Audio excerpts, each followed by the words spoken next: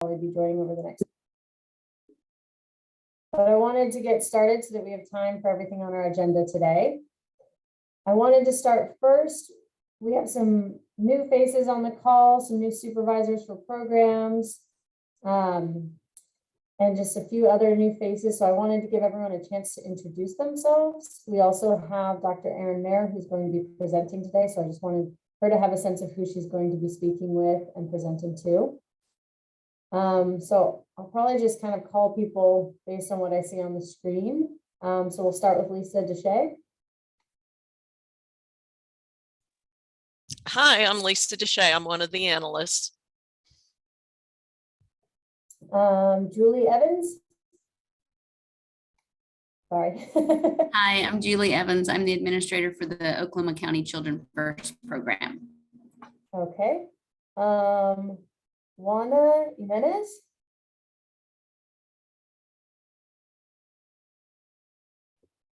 Hi, hello, good morning. I'm Juana Jimenez, Pat, Oklahoma City Public Schools. Wonderful, thank you. Sarah Young. Hi, I'm Sarah. I'm one of the nurse supervisors with the Oklahoma City County Children First program. And Sally Dixon. Hi, I'm Sally Dixon. I'm the other supervisor with the Oklahoma City County Children First program. Thank you. Cynthia Palomino. Good morning. My name is Cynthia, and I supervise the Safe Care program at the Latino Amy Agency. Sellers. Good morning. I'm Amy Sellers. I am the supervisor for parents as teachers at Bethany Public Schools. Thank you. Carrie Gamble. Hello, my name is Corey Gamble. I'm actually a parent educator. I'm filling in for my supervisor. She has another meeting at the same time, but I work for the Parent Child Center of Tulsa. Wonderful, thank you. Kelsey Witt. Hi, I'm Kelsey Witt. I am the program manager for the Safe Care at Parent Child Center of Tulsa. Thank you. Lori Essery. Good morning, I'm Lori Esther. I'm the director for Family Support and Prevention Service at OSDH. Jade Hanson. Hi, I'm Jade. I am the program manager for the Safe Care team in Oklahoma City that's serving Oklahoma County. And then I also oversee the team that's serving Canadian County as well. Thank you. April Ashton. Good morning, I'm April Ashton. I'm a parent educator with Parents as Teachers with Frontline Family Solutions. We serve several counties, but I'm based out of Comanche. Great, thank you. Dava Kramer. Good morning, I'm Dava. I am the nurse supervisor with Children First in Tulsa, and Kathy will be joining us shortly. Okay, perfect, thank you. Alicia Ramirez. Hi, I'm Alicia Ramirez, and I'm the PAT program supervisor at Parent Promise. Dwan McDonald. Good morning, Dwan McDonald, program director with North Care. I oversee the Safe Care and Family Connections programs and Safe Care in several counties. I'm going blank this morning. There's a lot of new counties, but Comanche, Carter, McLean, Cleveland, Oklahoma, Canadian, and soon to be Kate and Garfield. Great, thank you. Lisa Tunley. Actually, hi everybody. I'm Lisa. Lisa's kind of out with a sore throat, so. No, can you hear me? Yeah, I didn't know if your throat was hurting badly enough. I was like, oh wait, she's sick. It's fine. I'm Lisa Tunley. I email everybody. I do admin work for both Dr. Milojevic and Dr. Bard, and I'm a research tech here at OU, Health Sciences Center. Thank you. Curtis Roberts. Hello, I'm Curtis Roberts. I collect data for the MIECHV project. Thank you. Andrew Peters. Hi, I'm Andrew Peters. I'm one of the many analysts, and Dr. Meyer, I think you and I have a paper in the works. All right, thank you. LaShonda? Good morning. I'm LaShonda Stevens-Totsman. I work at OU Health Science Center as a research project coordinator.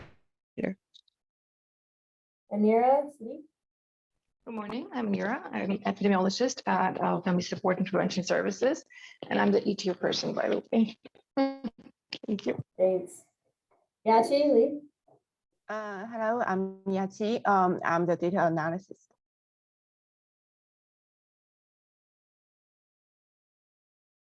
Thank you. Adden? You went off mute, Adden, but we can't hear you.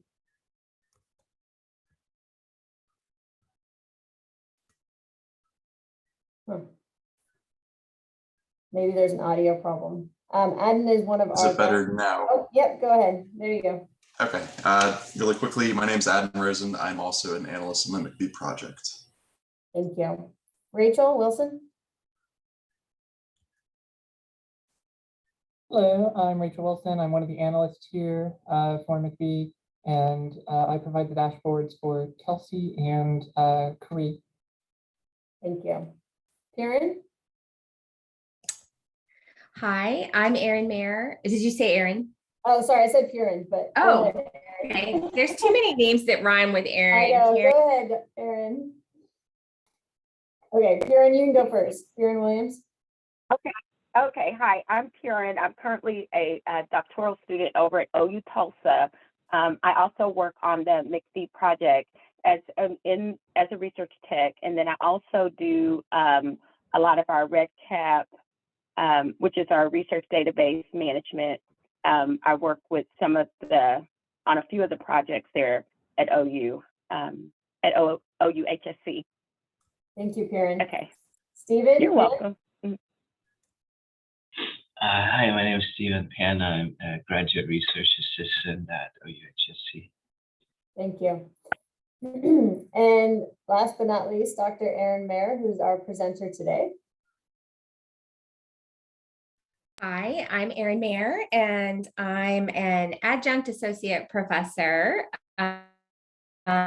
with the Department of Pediatrics, and I'm an associate professor of sociology on the Norman campus. And I'm very excited to be presenting to you today because this is the exact audience we want to reach about our program that is about to launch our program and our study. So we're very excited for this invitation. So thank you, Helen. Absolutely. We're thrilled to have you as well. We'll probably jump straight into your presentation, Erin. So Dr. Mayer is going to be presenting on the Parent-Child Assistance Program, which is a really exciting new opportunity for families in Oklahoma who are dealing with substance concerns. And I know this is probably relevant for some of your families that you're serving. So Erin is going to walk through the program and some of the work that they're going to be doing in OKC and Tulsa area. So Erin, feel free to take it away.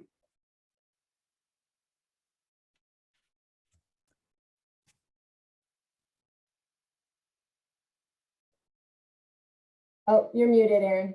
No, yeah. Can you see my screen? My PowerPoint? You can see it. Yep, it's still in like slide mode. So if you want So let me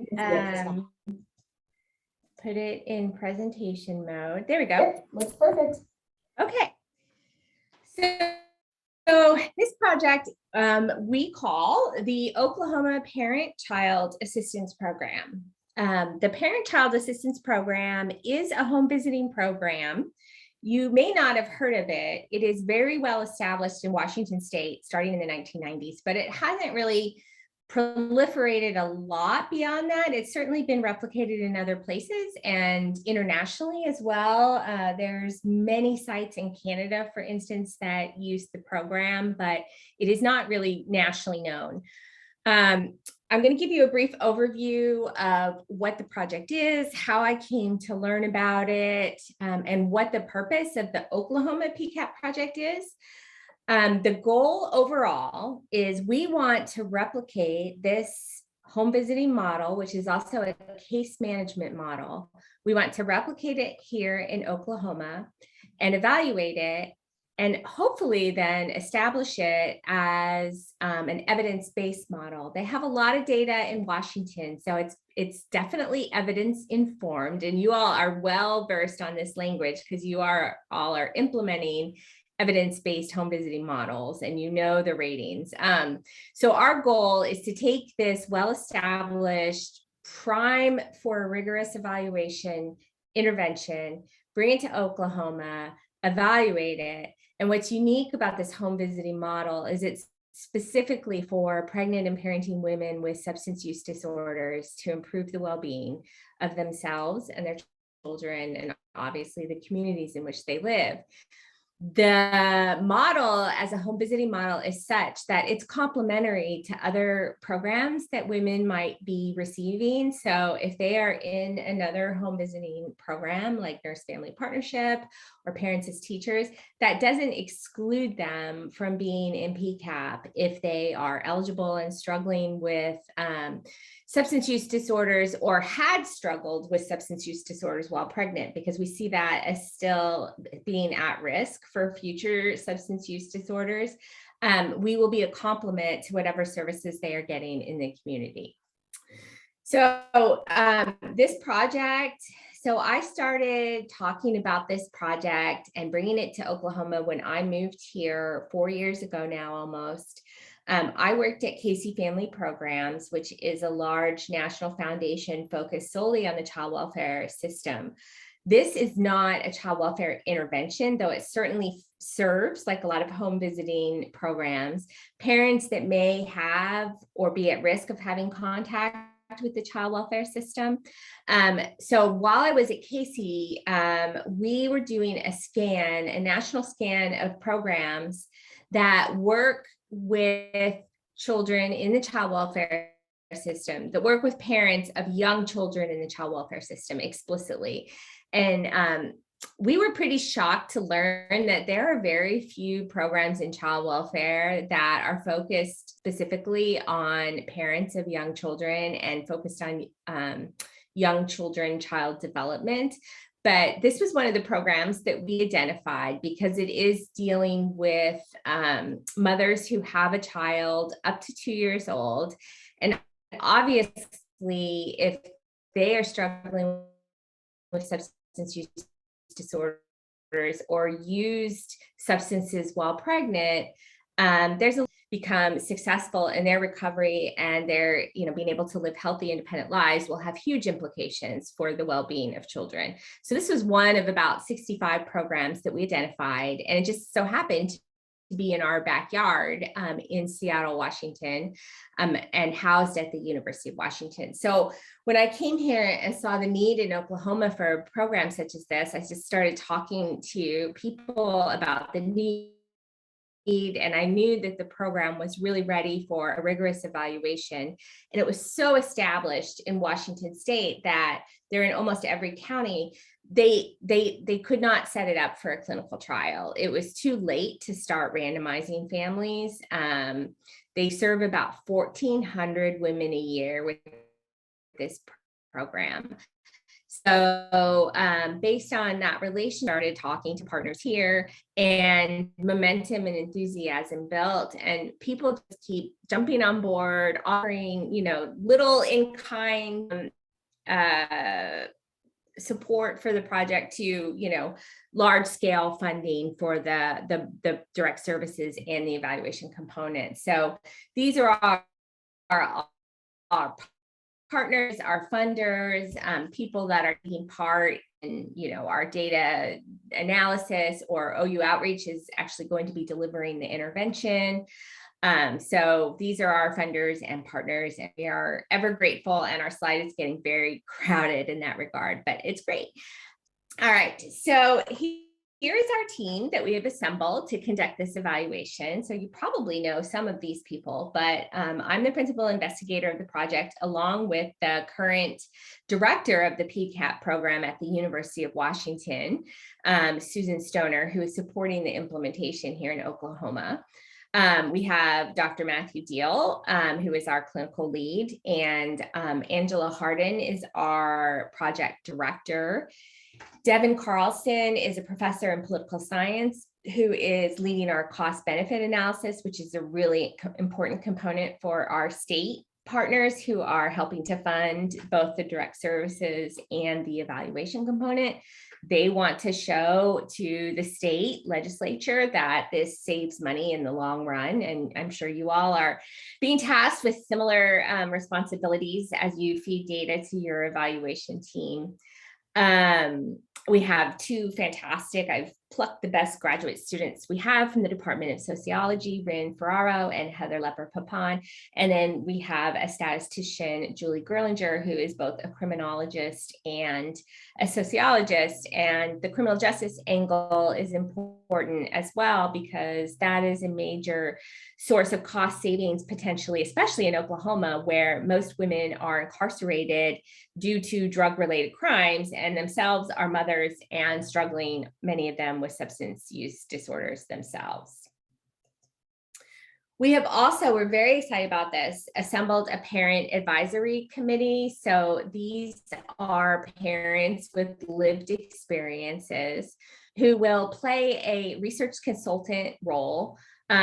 We are putting them with one of our partners, OCCY, putting them through a strategic sharing workshop set up by the National Alliance for Children's Trust. I think that's, anyway, sorry, I blanking on the name, but, and Casey Family Programs, they've put together a really great workshop on helping birth parents and child welfare in particular, but other people with lived experience, some of which might be traumatic, be able to tell their story in such a way that they can tell it and not be triggered. They can tell it in such a way that their audience can hear it and not be themselves triggered, and that it can really play a big role in making change in policy, because data are important, but stories can be really impactful. So one of the taglines I used to live by at Casey is no data without stories, no stories without data, because stories themselves without data can also be misleading. It's one person. So you couple those two things together and it can be a really powerful movement for change. So they're going to be consulting with us, meeting on our study design, our program implementation challenges, certainly our interpretation of our results, and very importantly, our communication around our results and dissemination of our results. And we will be meeting with them regularly and monthly, and certainly monthly meetings, and then they're invited to all our project meetings as well. So we're excited. We're going to learn a lot. This is a different way and model of how researchers typically work, but it is a movement in the field. And by the field, I mean child welfare, because that's where I come from.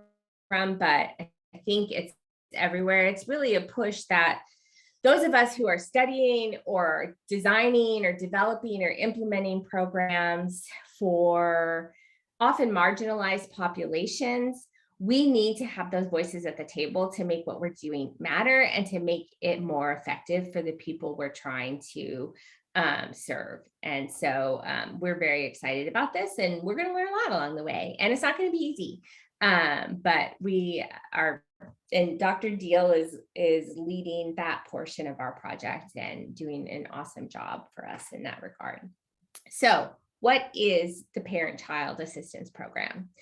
It is an evidence-informed, as I mentioned, and I'll go through some of the outcomes later in the presentation. It's an evidence-informed program from Washington State. It was developed in the 1990s with a regional partnership grant.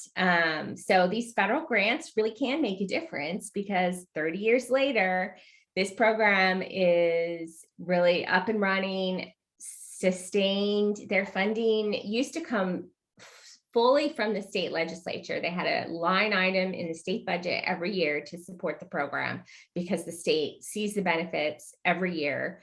And now with some Medicaid changes in policy, they upgraded from a paraprofessional model to the case managers now all having bachelor's degrees, which allowed for Medicaid reimbursement.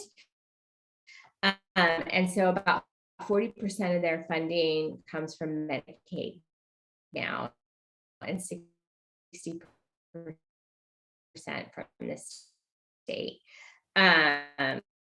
It is this part of the secret sauce, I would say, of this intervention world of 3 years of intensive work with this, I hate the word high risk, but a very vulnerable population that is going through fundamental change in their lives. And that fundamental change, as you will hear from the program director in one of the videos I'm going to show, doesn't occur overnight, and it's not a linear path. There will be steps forward,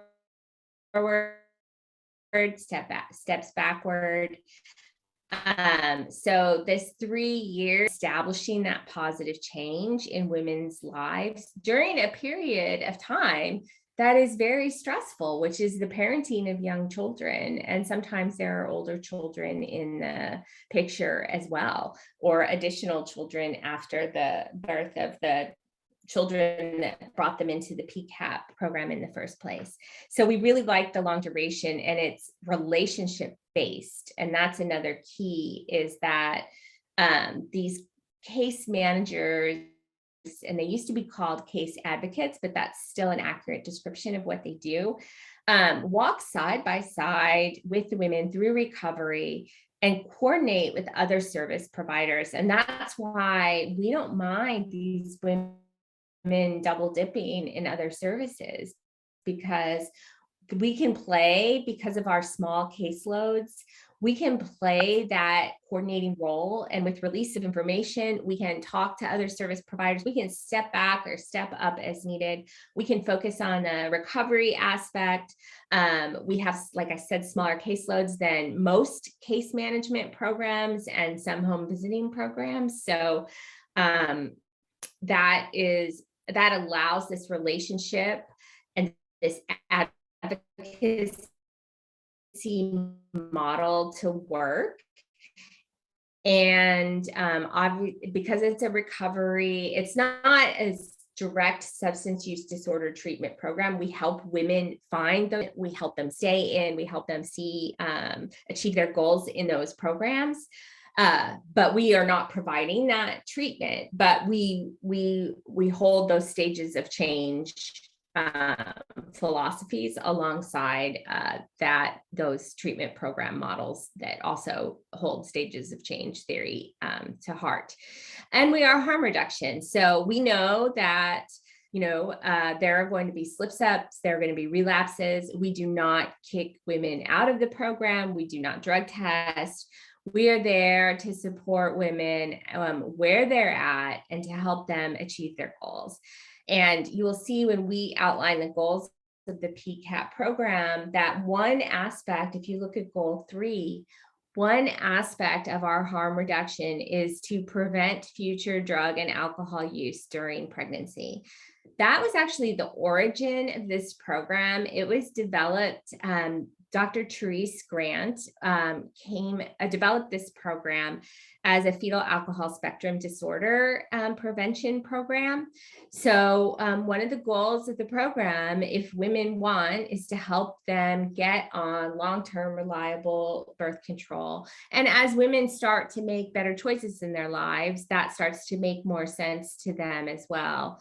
And they can start making choices in their lives better choices in their lives as they, deal with their addiction. And so again, the first goal is to assist mothers in obtaining treatment and staying in recovery. And then the second goal is to do that coordination and linking to other community services that women might need. And there are a lot of services, when you look at the data from Washington State, that women need. A significant proportion of women enter PCAP without stable housing, without employment. And you'll see the gains that are made in Washington in some of those dimensions later in the presentation.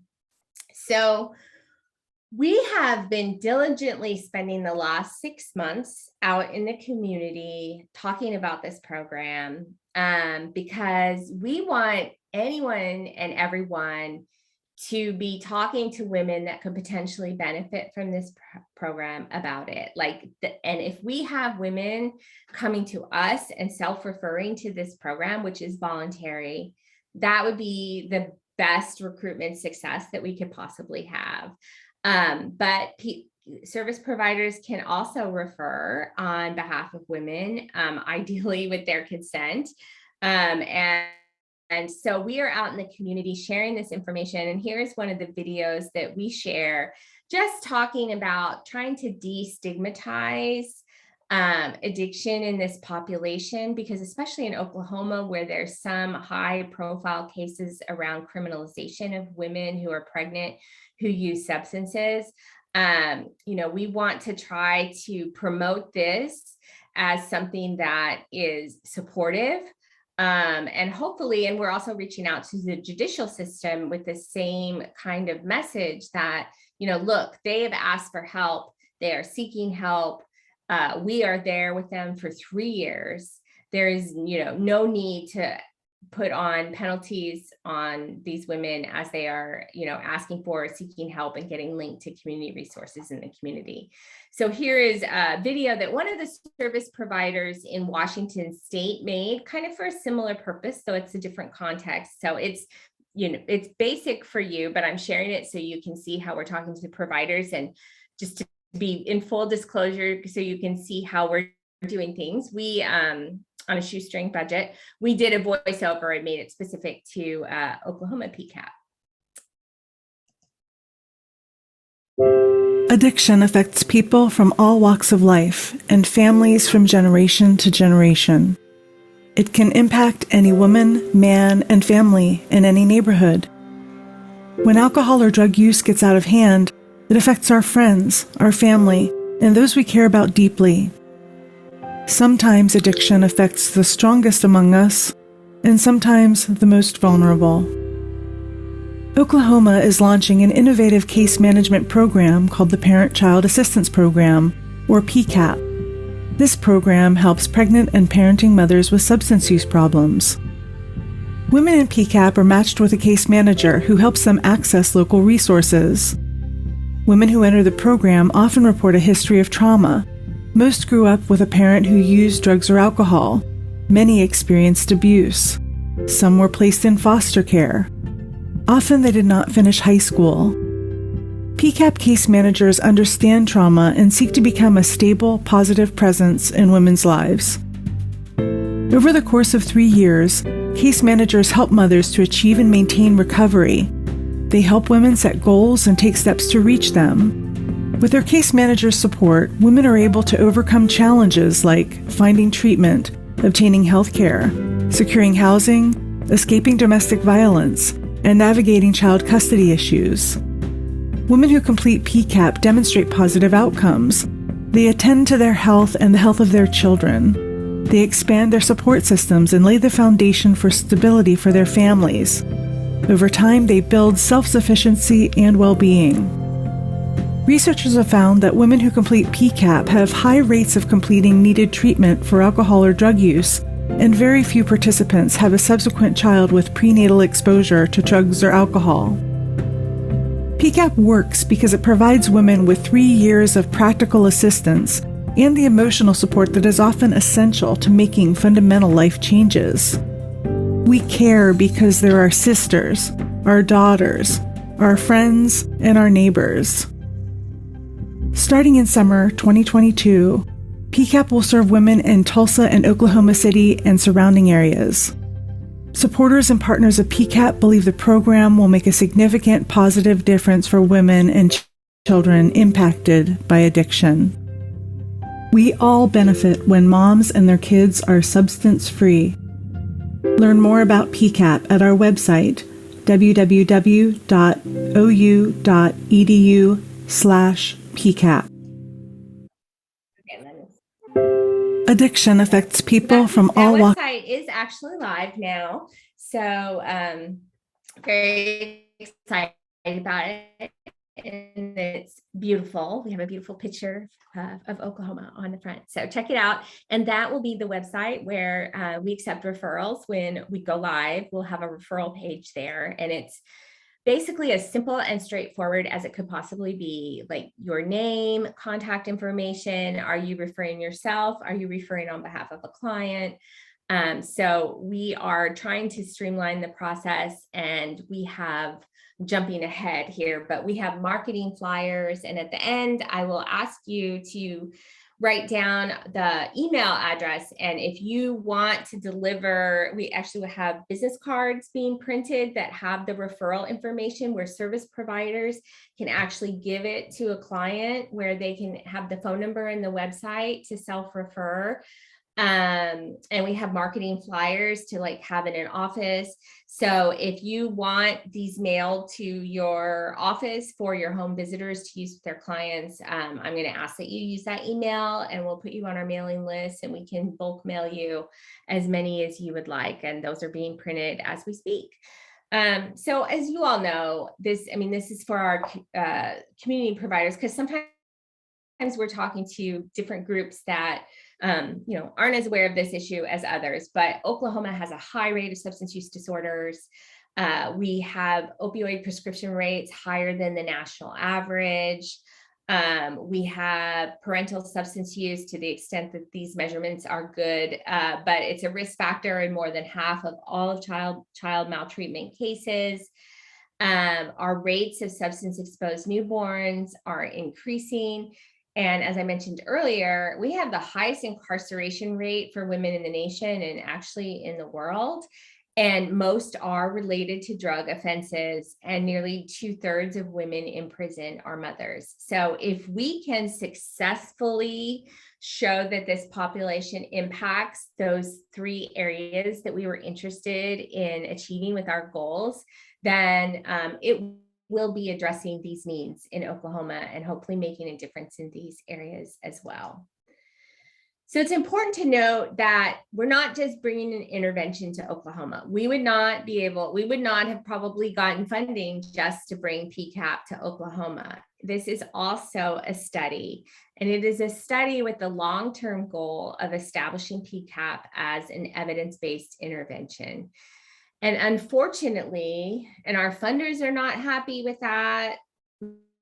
this, and we are also not thrilled with this, but what it means is that we are going to be randomizing women into receiving PCAP or not.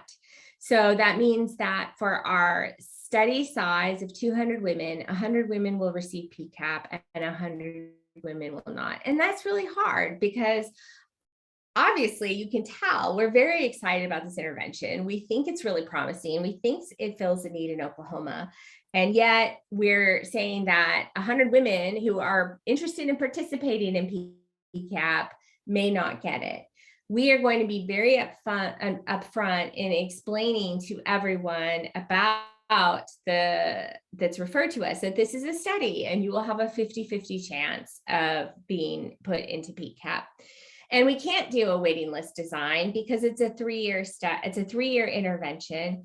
And the criteria for participation is that you had to have used substances while pregnant and have a child under 2 years old. So women won't necessarily meet that criteria in 3 years out when the study is over.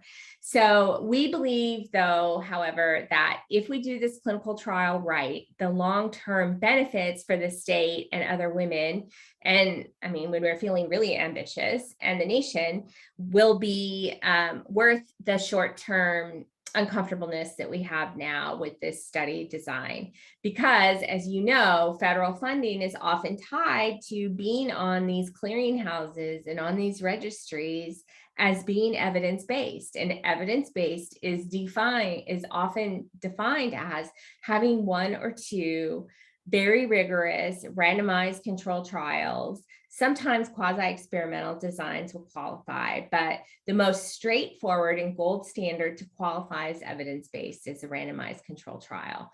So that's our aspiration. And there's, obviously we want on the home visiting clearinghouse. There's also the new Family First Prevention Services Act clearinghouse, where you can get 1 year of 50% federal match for prevention programs in the home for substance use. So we see this as getting child welfare funding potentially as well. And ultimately, because PCAP is so well established in Washington, they have a shoestring staff of like 3 full-time people, and they do that, and that includes the evaluation work they do. We would like to set up a national training and implementation center because, they're ready to be more established nationwide, and we need the infrastructure support and we need the evidence base to get there. So we are doing a lot of data collection.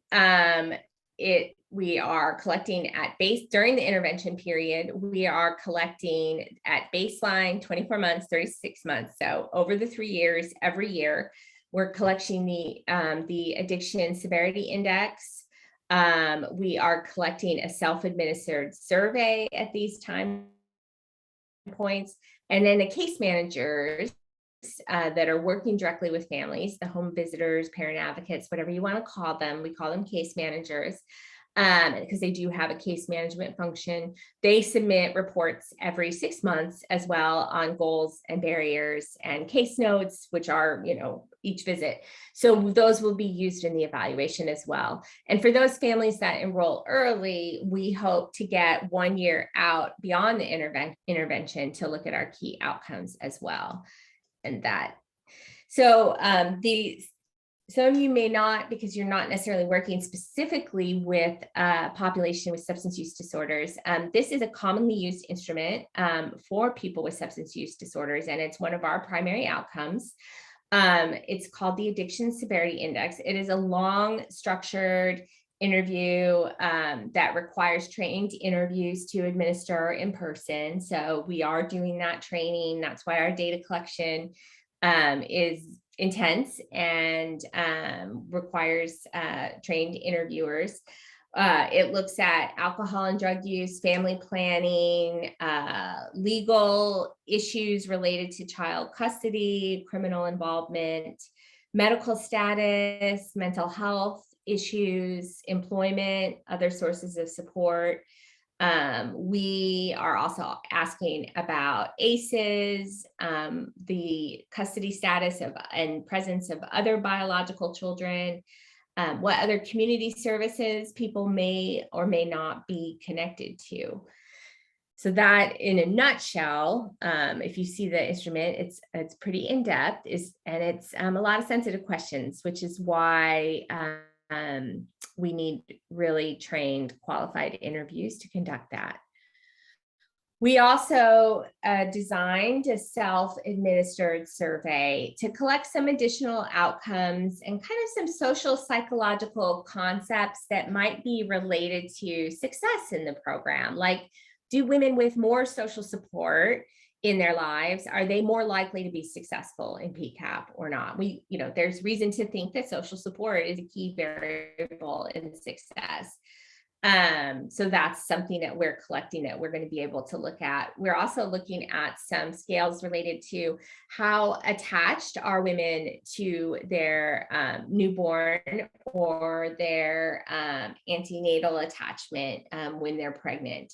Their social support, expanded ACEs, which looks at community violence, criminal justice involvement. I mentioned earlier, we think we can have a big impact there. And one of our funders, Arnall Family Foundation, through the Arnall Community Fund, is very interested in that aspect. So we wanted to develop some more questions related specifically to that. We know that a lot of the women in our sample will have had experiences of trauma and psychological distress in childhood. So we are getting a little bit more in depth around that. Again, concepts like self-efficacy in terms of being able to have confidence in reaching and obtaining your goals, self-esteem, positive parenting practices, child development. And we also wanted to look at what protective factors people had in childhood. So we are using a benevolent child experiences scale as well. So we are collecting that, some of this at multiple points of time. Some of it we only need once, like the benevolent child experiences and ACEs, because it's a historical measure. But we are collecting some of these outcomes and predictors at multiple points in time to see how they might influence our outcomes.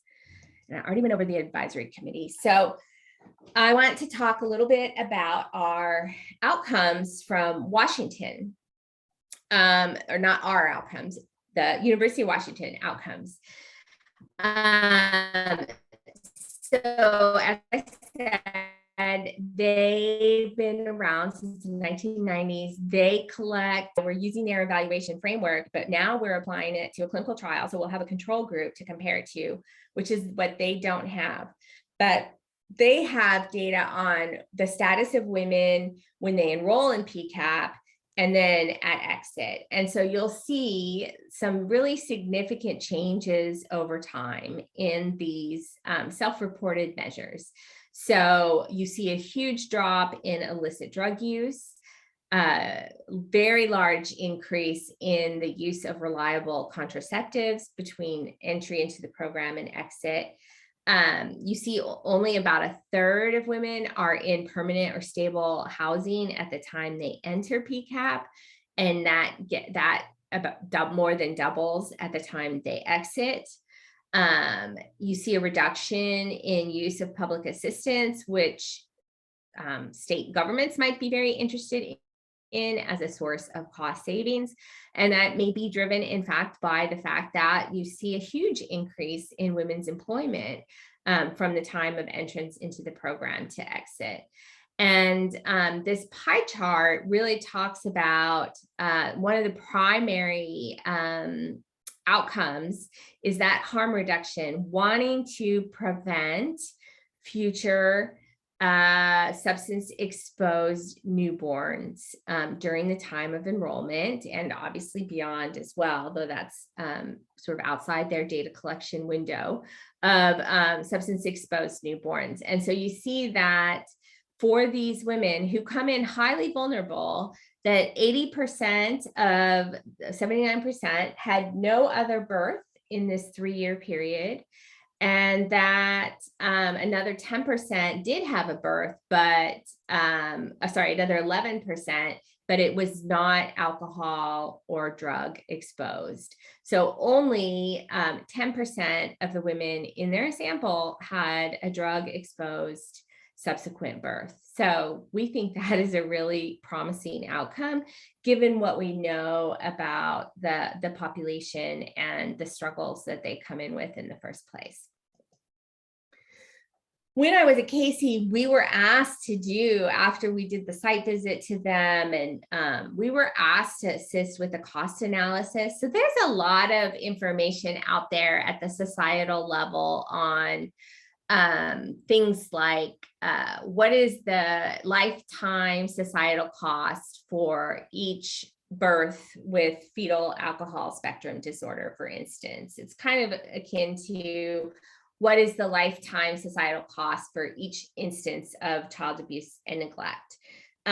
So these numbers are so big, it's kind of abstract, but we took some of that literature and we took some of these outcomes, these pre and post test outcomes for Washington, and we put together a brief that said, based on Washington data, the lifetime societal cost of PCAP, the savings is this. And we did it for reduced use of child welfare services, reduced use of public assistance, increased employment and education, and fewer subsequent alcohol and drug exposed infants, just like you saw those outcomes on the last slide.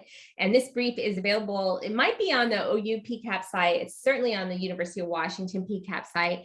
And the state used that to expand the program significantly at the time we did that. So that's why we know that this kind of analysis is really important. And it's also why we built in a sort of an expert in cost analysis to be able to do this from the beginning in the design phase so that we have the data we need to do both the societal level savings, but also from the perspective of the agency. Like, yes, this is important at the societal level over the course of a lifetime, but if you're directing a child welfare agency, you want to know, what am I going to save in foster care costs over the next 3 years before my term ends, for instance?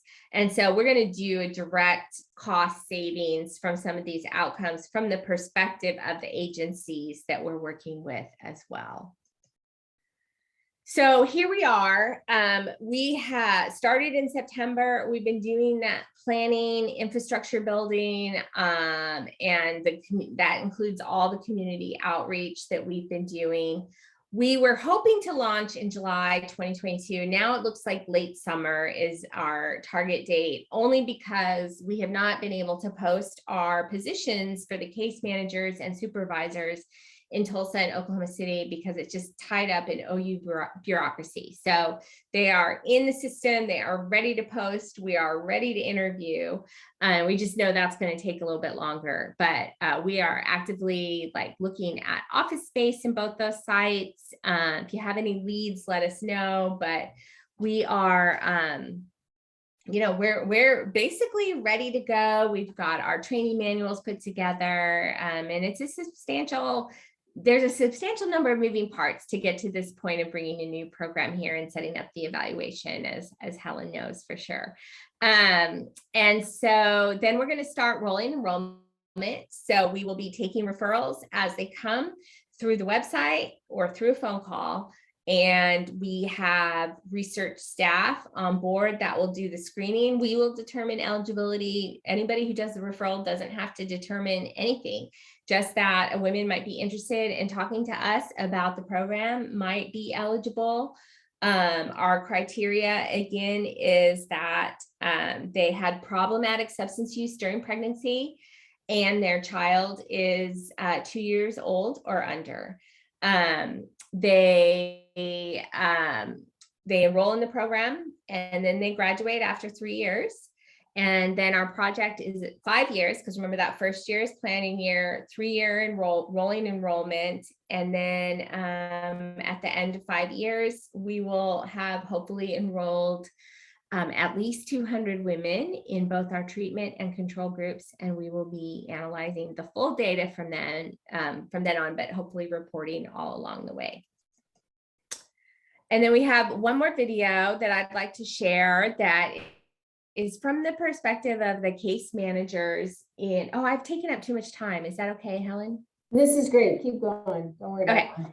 Okay, I just looked. I can talk about this all day. So this is a 5-minute video. It's from the perspective of the case managers in Washington that run the program, some of whom have lived experience, which is ideal. That is highly valued in hiring our case managers, and one client participant as well.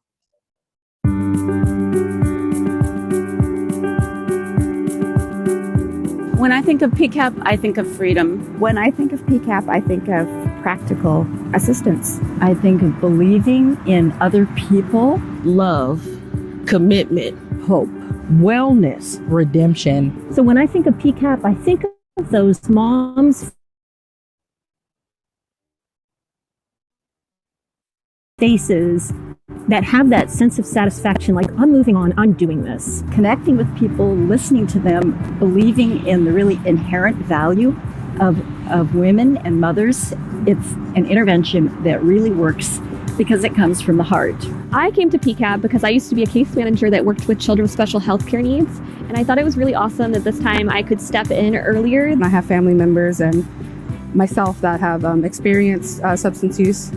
And I guess I just want to get back to the community and know that there is a different way to go about things and make a change in your life. I've been in recovery for just over 30 years. I wanted to give back, and PCAP was just the perfect place to do that. So addiction, it's like having a 50-pound backpack on and you're trying to walk up a hill. And everything that I said I would never do, my addiction brought me to my knees, and I did it. These women have all the makings of being successful, with the right coaching and the right modeling and prompting. I personally have experienced moments with clients where you could just see the look on their face. They don't understand why somebody cares. Having that one person who they see and checks in on them, it's really important to them, and it's important to me. But once you build that relation and gain that trust, then they kind of open up more to you. We get to see the real person. It's the ability to journey with a woman and her family in the manner that's important to them. The fact that they get to tell me how I can be impactful to them is fantastic. We expect the case managers to think on their feet and really respond to the uniqueness of the women. Addiction is something that cannot be solved by one certain way. You have to do what works for you, and it's different with everyone. PCAP can transport, we can attend appointments with clients, and we can just be there when other people can't. The moms come to have a trusting relationship with someone, sometimes for the first time. And I think that is the amazing gift that the case managers bring to the mothers that they work with. Because once you gain trust, build trust with a client, and then build a support system and make sure that they're connected to the proper resources, I'm telling you, it's a recipe for 100% success. I love PCAP. PCAP is a light at the end of the tunnel, no matter what. To see them strive and fight for those positive things in life is so cool. I enjoy having a hard-headed client that is the toughest to work with. You know, they end up stopping drugs, they end up getting into treatment, they end up getting their kids back, they end up getting into school and progressing in life. One of the hallmarks of PCAP is that we are a 3-year program. Nobody succeeds when they're trying to make fundamental changes. Nobody succeeds the first time. And it's 3 years of support, 3 years of somebody there for them, whether they're going through good things or bad things, we're there. And so I like that relationship and that consistency for the clients. You could relapse tomorrow, but I'm going to call you. I'm going to ask you okay? I'm going to ask you ready to get back up. As long as people know that you care and you're there, they will always be engaged in your program. And today I have my license, I have insurance, I have a car, I'm in college, no more warrants, no more running from the police, and I'm confident in myself today as a parent. I think we've helped hundreds and hundreds of women turn their lives around and in turn be able to offer their children the kind of love and support that they need in order to not continue another generation of substance use and dysfunction. Because of PCAP, I am new. And without PCAP, I would have still been afraid to try new things and become the best me. I am strong. I am a good mother. I am a survivor of my own decision making that cost me so much.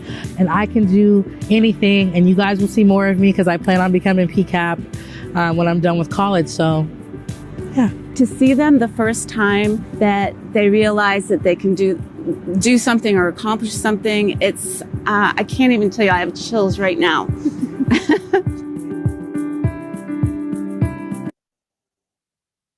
All right, so I think I will just put our contact. I will send these to Helen slides so you can have them, but you can contact either of us, myself or Angela. We also have a PCAP email, which is just pcap@ou.edu. If you want us to mail you brochures and business cards to use with your clients and to have at your agency, we will be happy to. So please just email us. You might get them anyway. I don't know. We have a massive database of people we're putting together. We'll be offering more public webinars about our referral process and also just a really brief overview of PCAP, the eligibility, and then focus mostly on our referral process, probably in July, right before we go live. So I've already sent this to my RA to add all your names to our database. So you'll get an email blast about those webinars. We'll probably offer about 6 of them at different times. So hopefully you can make those and forward to your staff. And we're just trying to get the word out so that we can reach as many women as possible. So I'm happy to take questions to the extent there's time. Yes, I would love to open it up to questions. Thank you so much, Erin. I've seen this presentation a few times now, and every time it still gets me. This is such wonderful work. There are a couple questions in the chat. Okay. The first one is this program available in Comanche County? And I would imagine that's kind of a broader question of where will this be available and kind of what's the timeline for rollout? So right now it's going to be Oklahoma City and Tulsa and about 40 miles from those city centers. So that is our service radius. I will say the Department of Mental Health is jumping at the bit to expand this program. So I would not be surprised if that were to happen in the next couple of years, separate from this trial, and that would be fantastic. But as of right now, the plan is just, and then after that 5 years, we want to use these results and go statewide. So we're optimistic about that. The other question was, can a client enroll at any time during pregnancy or even after child is born? Yes, anytime during pregnancy and up to 2 years after their child is born. Are there other questions that people have? You're welcome to come off of mute and ask, or if you want to put more questions in the chat.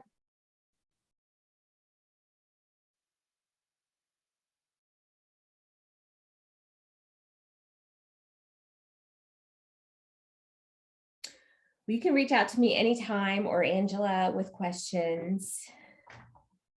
And I know there'll be more involvement from this Learning Collaborative, this group, as we move towards the MIECHV innovation grants that we received. So many of you were on the monthly call last month. David presented about our MIECHV innovation grant and how we're going to be tying to PCAP, as well as Sooner Start and legal aid to try to get more referrals bi-directionally and try to make sure that we're closing that gap with referrals to make sure that parents are getting the services that they need and understanding where there might be breakdown in the referral pathways.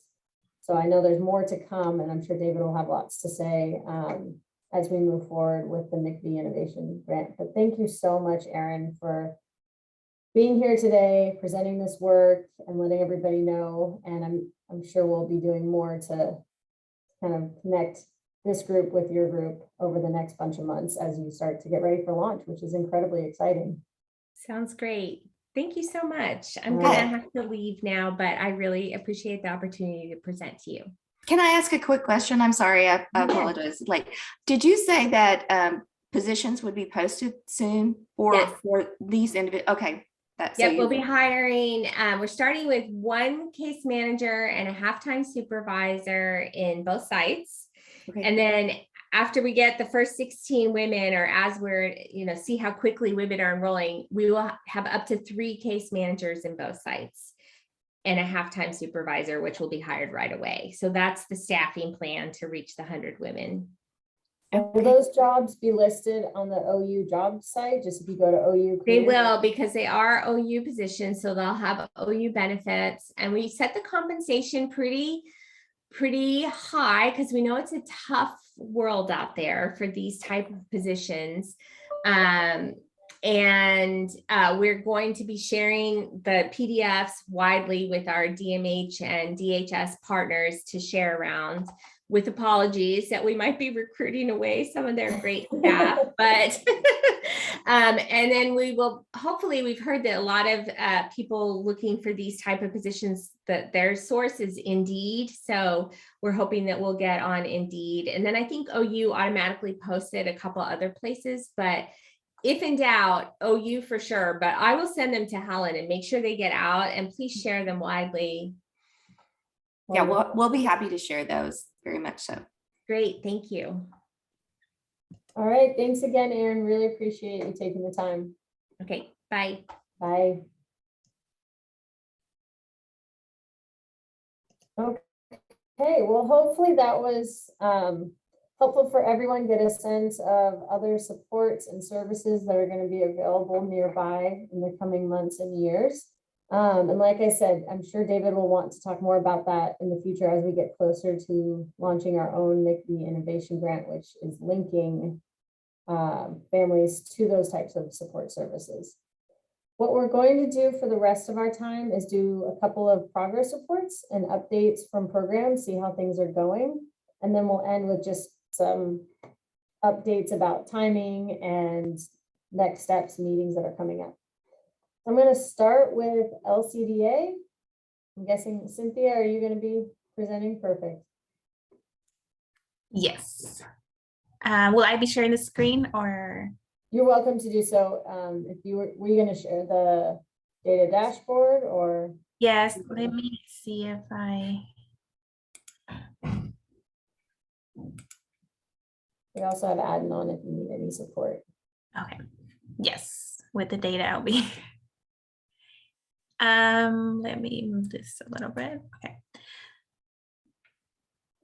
Can you guys see my screens? Okay. Okay, so this is the PAT and the Safe Care team. And what we wanted to work in this cycle is to increase the development and monitoring promotion. So our topic was referrals to community service. And our primary driver was increased family involvement in child development. We started in February 15th and we plan to end it around June 30th. And why did we select this? Well, we wanted to follow up with those referrals, especially the ones that have the ASQ delays. Our SMART aim was that starting February 15, all families enrolled in the PAT and the Safe Care program that have developmental concerns with the ASQ 3 and the SC will be referred to services, and that at least 20% of them will follow up with the referral that was given to them. Our outcome measures was the referral tracking and checking the lifespan of the referrals that we have done. Our process measure was the ASQs that were administered to the family. The disruptors were parents not following up with the referrals that were given to them, or there were no PC appointments to follow up with the referrals, or there were no services available to the family. Our predictions was that parents will follow up with the referrals and will understand more clearly why the referrals were needed and the importance to follow up. So the tools that we created, well, we completed the ASQs following the timelines with the families. We shared the results with all the families after the ASQs were administered. And what we did differently this time is that we created talking points. So all the providers were in the same page, and we talked to the families about the importance of developmental services and how to improve the outcomes of the child. And a copy was left with each parent. After that, we did the referral and we tracked it in ETO, and then we follow up as needed. And this is all probably the same. It's just who we targeted and was all the Safe Care families. So anybody that we administer an ASQ after February was targeted and that had delays. So I was gonna share. These are the talking points. And obviously it was more like a conversation. I don't know if you guys can see them. They're in Spanish. So the family is about recognizing, the strengths of what the child was able to do in the ASQ, but also talking to them about the importance of early intervention and any concerns that they may have. This is our change theory diagram. Can you guys see that? Yep. Okay. So again, this is checking the status and administering the ASQs. If a home visit was canceled, then obviously we weren't going to be able to do it. We review the scores and the talking points with the families. Another disruptor was that the family refused or did not follow up with the referral. And again, connecting the family to services, no appointments needed. And we tried to follow up with all the referrals. Now I will say Adam will help me with this, but it has been very stressful with ETO just because we're pulling all the information from the referral tracking form. And for you guys who work with ETO and manage referral tracking points, it's just not the easiest to pull the information. So it definitely has been. Sure, I can pull it up. I'm going to stop sharing so you can pull the information.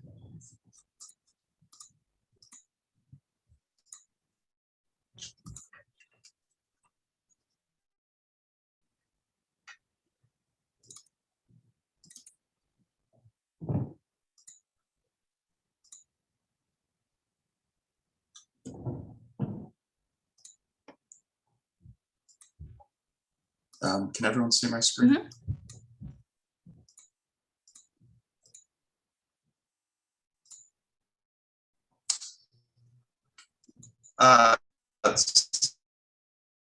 So I think Cynthia really hit the nail on the head here. The big issue we're having is that are sent to intervention program and see how many of those that have developmental concerns have service initiated after an ASQ raises concerns. And so we're trying to track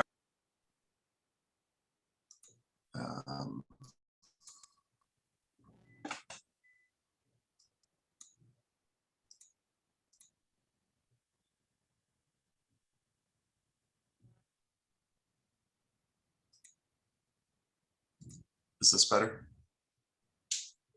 It's better. We're still only seeing the part of the dashboard. Well, maybe, let's see. That might have been, I don't know if it's just my screen that's showing it differently.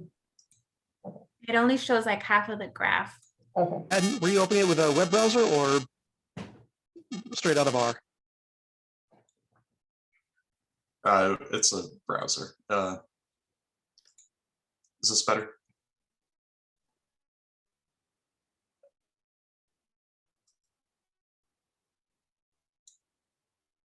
Yeah. That's good. Yeah, you should be able to zoom in and out on there. So what we're tracking here, what you're looking at right now, are the percent of referrals made to Sooner Start that have had service initiated following an ASQ with developmental concerns. And really,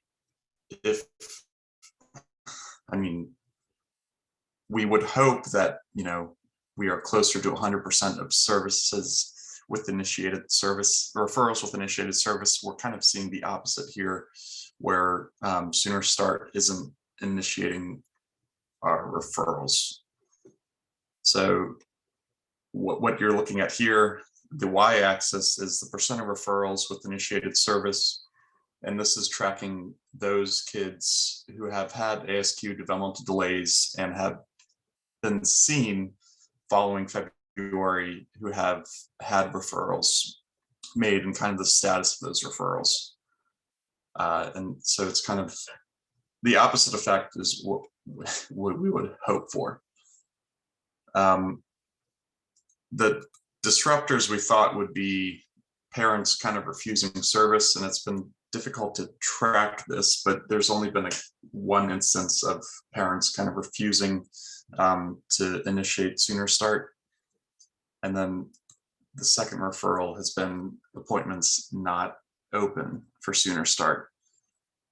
So, globally, this is first pointing at the fact that it's difficult to work with the referral tracking database, but also it's the participants who have had developmental delays, it's difficult to get them initiated in Sooner Start. And it looks like it's more so pointing to issues on Sooner Start rather than issues with parents refusing to initiate Sooner Start services.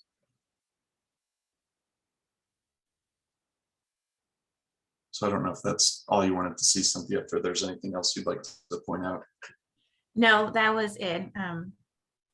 Thank you, Anna.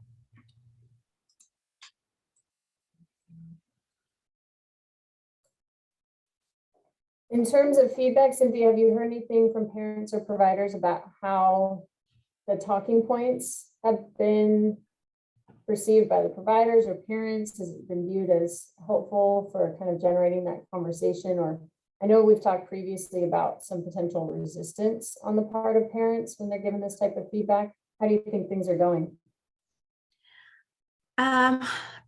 I think from what I hear from the providers is that they like it just because they're all like on the same page with the talking points and they feel comfortable having something to go with.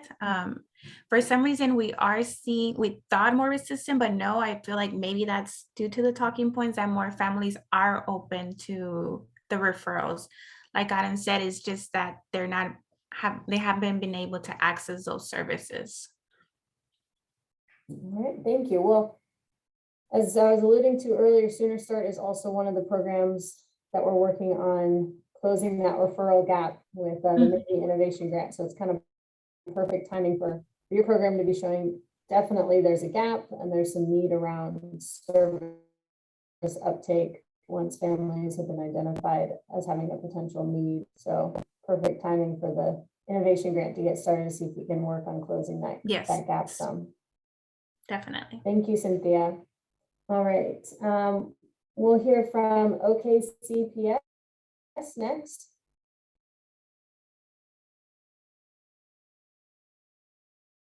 I don't know.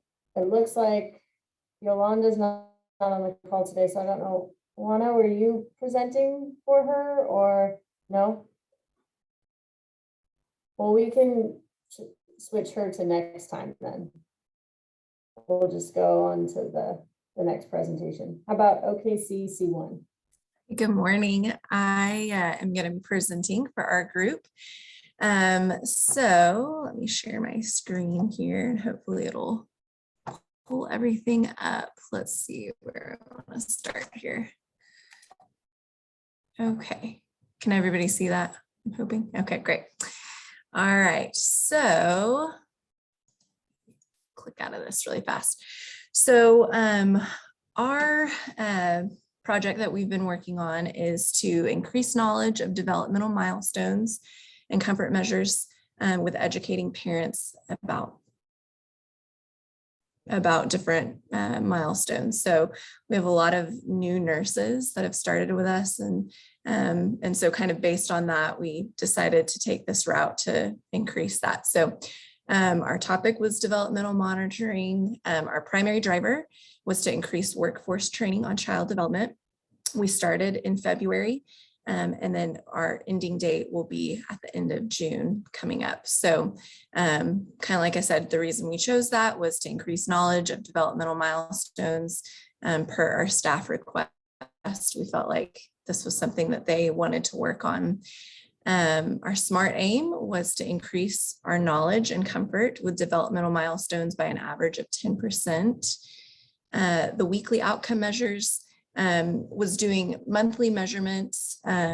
So we've done, starting in February, each month, we've had different topics that we've discussed, and we've used we started with a pre-survey just to kind of get an idea of kind of a baseline of where people were. And then we have utilized that post-survey after each one of our trainings to be able to gather the data about how people are feeling related to their comfort and knowledge.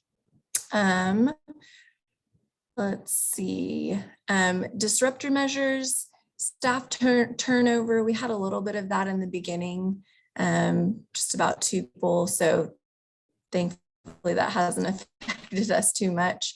Nurse absence from the monthly training, that we've had maybe just a few times. And then nurse attended training but didn't complete the measure, that we've been able to avoid because we've had them write it on paper and then we put those results in for them. So that's definitely made that a little bit easier for us. So predictions is just, our prediction was that hopefully the staff's comfort and knowledge about developmental milestones would increase. And so kind of, we already talked about, that we've utilized that pre and post survey. Let's see if there's anything else on here.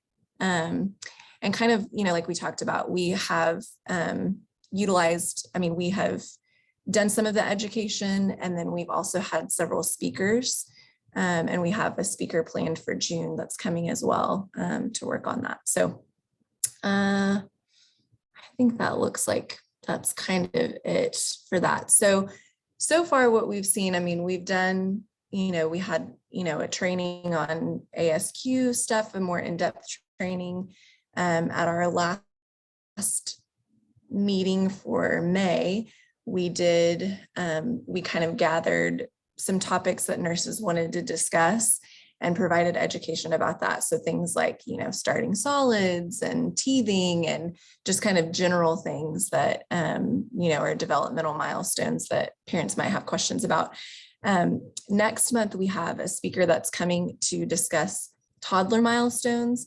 And so far when we look at our graph, which I'll pull this up, and then if Lisa has extra things to discuss about this, she can always share.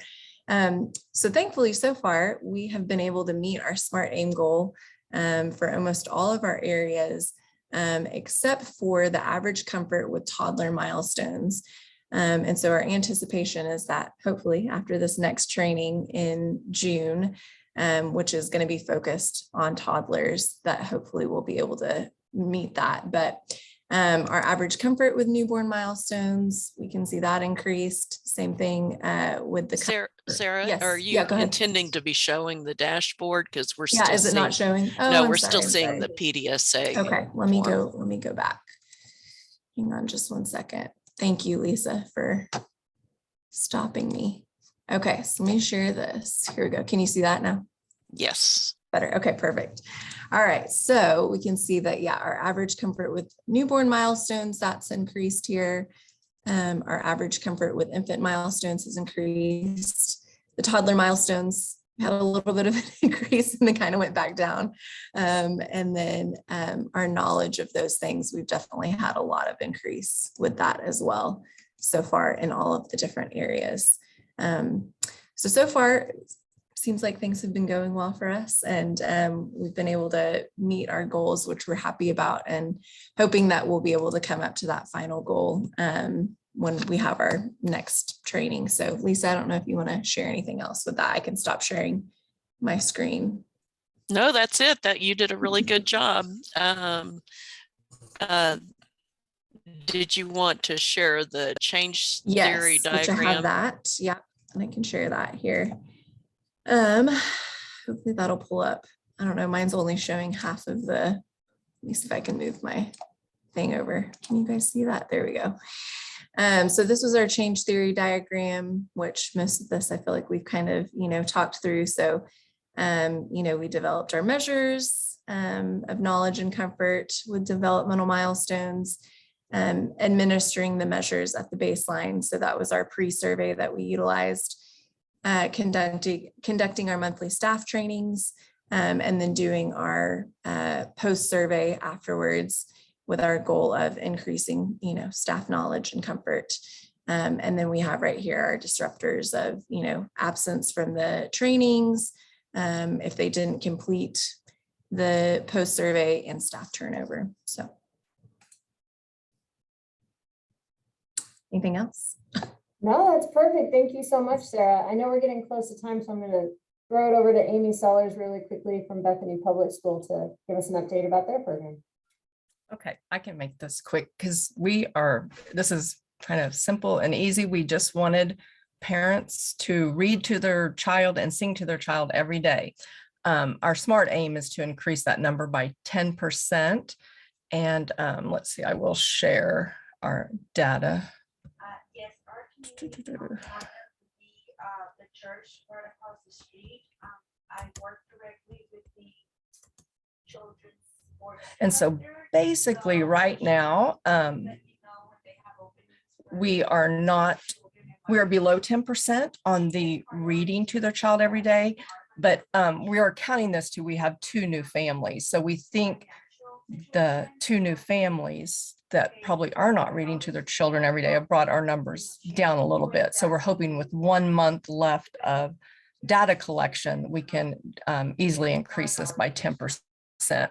Our singing to children every day has already met the 10% increase. And we've also had some success stories. We had an 8-month-old put himself to sleep with a book in his hands, just looking at the pictures. So we're already, and the mother was so thrilled that he was able to self-comfort himself with the book when he can't even read the book. So, and then another success story, we had a vision screening at our early childhood center, and one of Jem's families, one of the little girls, she brought a book in that Jem had just given her that day. And she was just holding that book like it was a prized possession. The little girl speaks Spanish. Unfortunately, I do not, but I was still able to communicate with her. It was a book about counting, and I can count to 10 in Spanish. So we were able to communicate with the book, and her face just lit up. And so those are two success stories that children do love books. Thank you, Amy. And for your process, I know you're distributing books. Are there other materials that you're Yes, we are giving them each a notebook full of your standard nursery rhymes. And that's helped, you can easily do this every day, just pick one out of the book.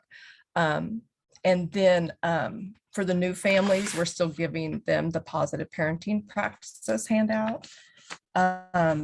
We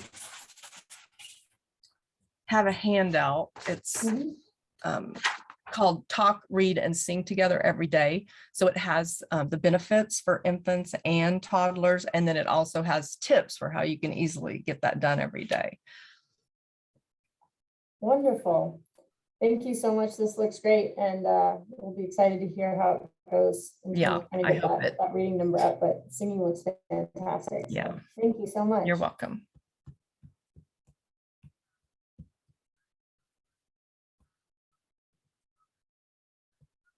Looks like it's still on this. Yeah, here we go. I was like, where is it? There we go. Sorry. Thanks, Amy. All right, I know we're pretty much at time, so I just want to wrap up with a couple of agenda items. We have about a month left of this round of PDSA. In the month of June, what will be happening is, and that will be with every single program, we'll do a prep call, which is when we meet with you. So on the calls, even though technically next week is my last week, I'm going to be on those prep calls just to kind of continue that continuity. So I'll be on the prep calls, and Lisa Deshay will be on the prep call. She's going to be helping to cover some of the CQI leadership over the next few months. So she and I will be on all of those calls, as well as your analyst. We'll go through the template presentation. So there, Lisa Tunley will send this out, but as most of you know and are very familiar with, we have a PowerPoint set of slides that we ask you to present at the next learning session, which will be in July.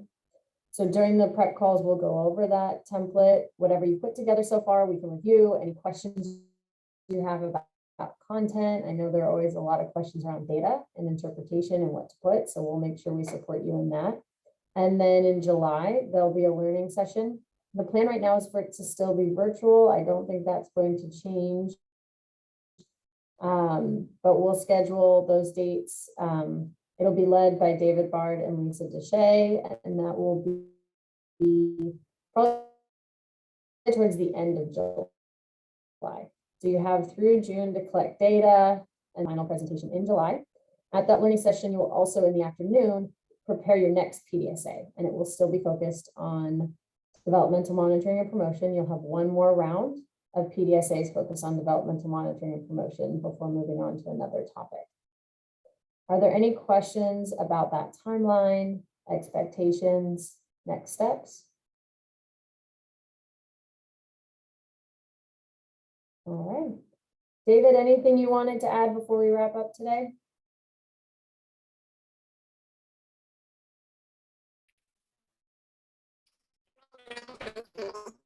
No, you sound like a robot.